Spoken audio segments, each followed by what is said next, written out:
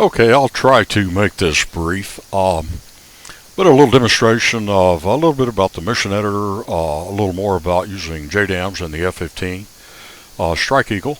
And let's just take a look at the mission I've got here. And let's see, we'll zoom in here.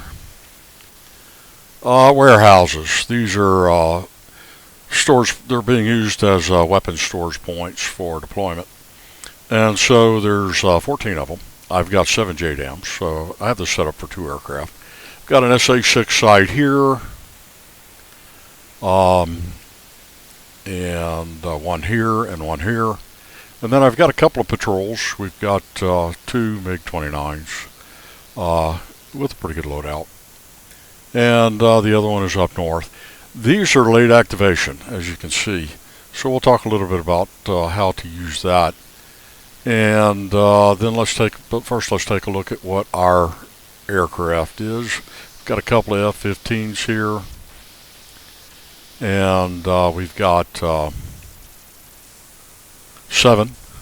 2,000-pound JDAMs, and we've got 4 AIM-120Cs, and we've also got our targeting pod and our nav flare pod. So, and we've got 2 of them. I can only fly one.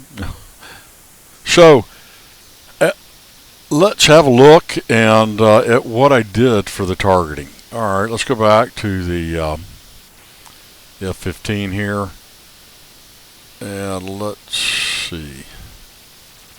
This is what I want. Oh, okay, we'll go edit. And so what I did was I stamped these down on the warehouses, and there's 14 of them. There's 14 warehouses. And this first is the mission. It's set 1, mission 1. And then this is the heading of the bomb as it approaches the target. I just use the -1. That means just use the default to the aircraft. And then the angle of attack for the bomb, 70 degrees. And I forgot the range. I think it's 65 to 89. And I forgot the number. I think you can have up to 8 missions per set. Can't recall for sure. Easy to look up. Anyhow, each of these has a separate, and since I can only have 8 for 8 missions per set, you'll see at 8 I changed to 2. So then we have set 2, 1 through 7 again. And so you have to, these are defined within the mission editor, but you have to assign them in the aircraft. Once you're in, you have to assign this particular mission set to a specific weapon. And we'll look at exactly how to do that. I've already run this mission. I saved the track, and we'll just look at it. Then we'll play the track rather than execute it because it was successful, and I can fast forward through it. All right, so let's take a look. Oh yeah, let's take a look at our triggers here. I always load moose, whether I need it or not, and that's how I do that. And then I always add, because I want to make this available for multiplayer, I add a radio item to restart the mission. And that way I don't have to go back to the server and restart or stop and restart the mission. I can just do it from the radio menu within the game. And so radio, type in what you want it to be, set the flags 1-1, and then that doesn't do anything except for create the radio item. Then if you choose that radio item, here's what it does. If it sets the flag equal to 1-1, if you choose it, and then what does that do? Well, it ends a mission.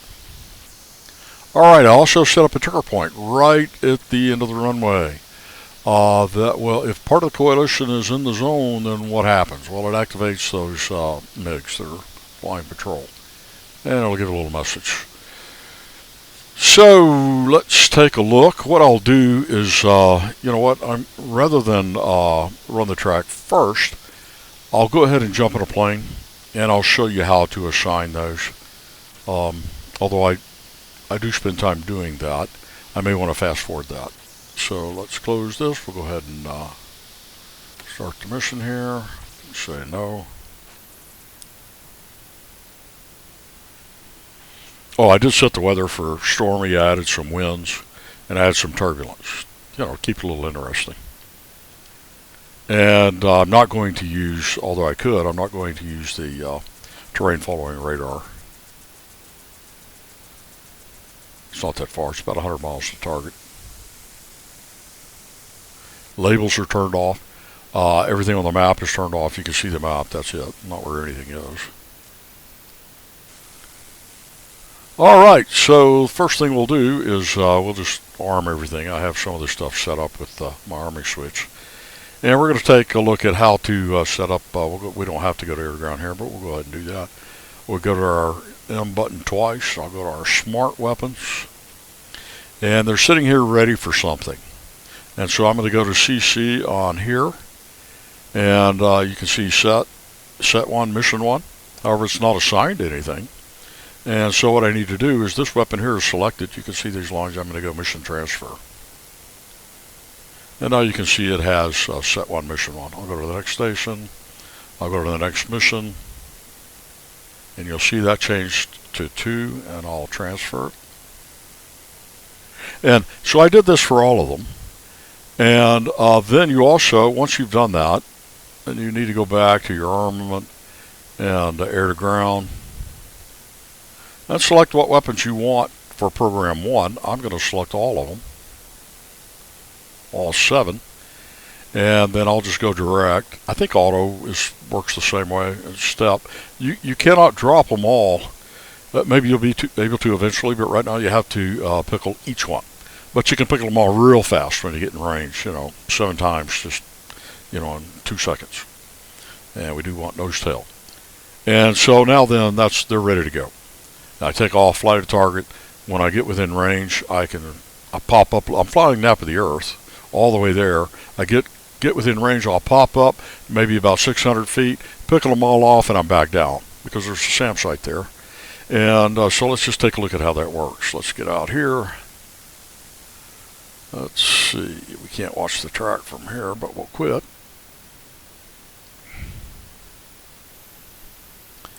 And let's see if it's going to play that track. I don't want that track. I want to choose a track, so I'll probably have to go back out to the main menu. I never tried that before for this.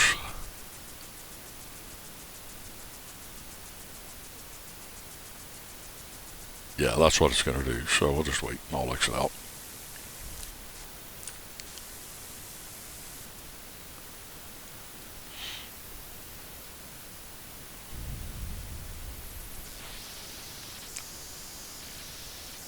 Alright, let's see. We want to exit the mission editor. And now we can do a replay.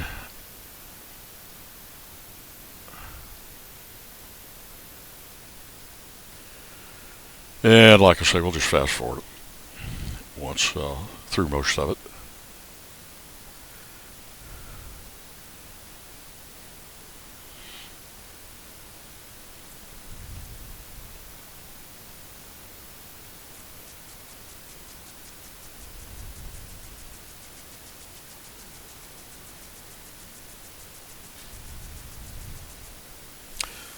I hope fast forwarding it doesn't cause the track to lose sync. That does happen sometimes, so go ahead and fly here.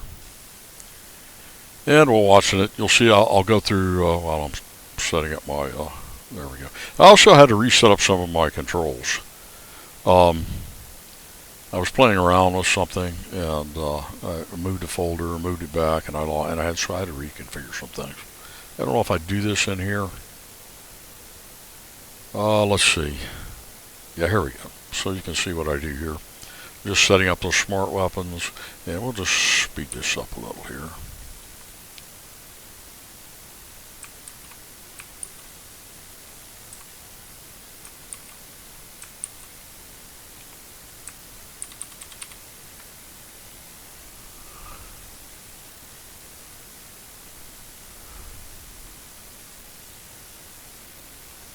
I am setting up my area radar and my navigational FLIR on the HUD.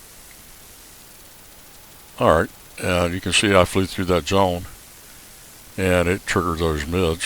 Now we've got a low level flight here. And you can see here on my HUD, it's giving the distance to the target and the time to release for the weapons. And I did get picked up by the SA-6 sights. Don't know if the MiGs ever spotted me or not.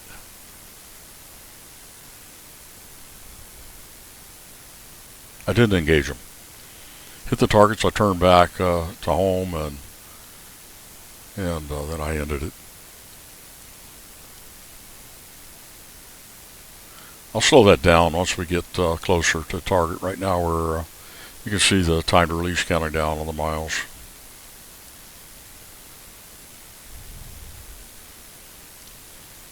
Yeah, we get down to about a minute, I'll slow it down to normal time. Alright, here we go.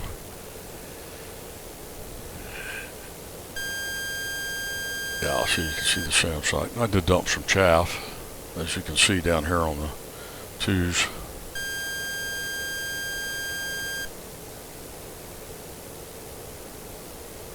I don't think the SAM's ever launched on me.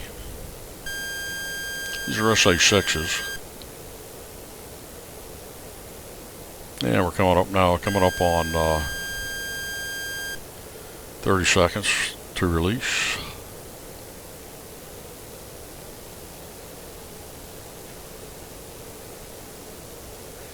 And I left this up. Normally I wouldn't, but I'm practicing with the JDAM, so I wanted to be sure they all drop.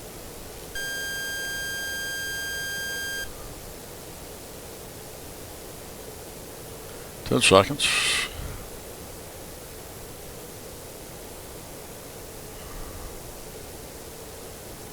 I've got a fall line now. And I'm in range, so I'm going to pop up. I popped up higher than I thought. Now I'm picking them off. And then way back down, and you'll see over here we'll get the BDA on all 7 warehouses. It is raining, very overcast, low ceiling. Over G, over G. Whoa.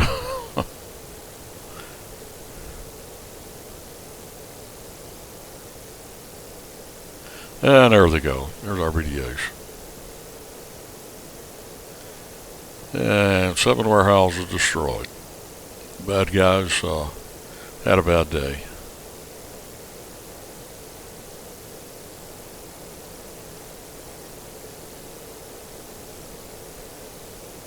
Okay. There you have it. JDAMs.